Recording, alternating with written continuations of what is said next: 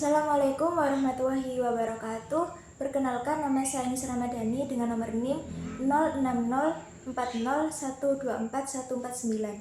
Di sini saya mau mengumpulkan tugas UAS Fikih Muamalah Faraid dengan membuat video YouTube mulai dari makalah bab 7 sampai dengan bab 13. Terima kasih. Fikih Faraid dan hukum positif di Indonesia. Perbedaan KHI dan fikih klasik. Fikih klasik berisi pendapat ulama yang beragam dan tidak mengikat secara hukum. Sedangkan KHI adalah hukum positif yang wajib digunakan di pengadilan agama. Kedudukan hukum adat dalam waris. Hukum adat diakui dalam UUD 1945 dan setiap daerah memiliki aturan waris yang berbeda seperti Batak dan Minangkabau. Komplikasi hukum Islam KHI tentang waris. KHI hadir sebagai dasar hukum waris bagi umat Islam di Indonesia melalui Impres nomor 1 tahun 1991. Aturannya bersumber dari fikih, namun disesuaikan dengan kebutuhan masyarakat modern. Putusan Mahkamah Agung terkait waris. Mahkamah Agung berperan penting dalam menyelesaikan sengketa waris yang sering melibatkan hukum Islam, adat, dan KUH Perdata. Perbandingan hukum waris Islam dan KUH Perdata. Hukum waris Islam dalam KHI menetapkan bagian ahli waris secara proporsional. Perbedaan mendasarnya terletak pada prinsip keadilan, yaitu proporsional dalam Islam dan kesetaraan mutlak dalam KUH Perdata.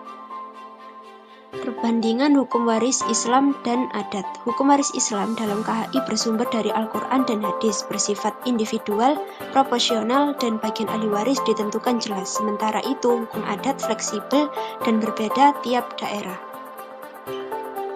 Implementasi di peradilan agama. KHI menjadi pedoman utama pembagian waris bagi muslim, termasuk aturan ahli waris pengganti. Pengadilan agama menegakkan aturan syariat tetapi juga mempertimbangkan adat agar putusan diterima masyarakat.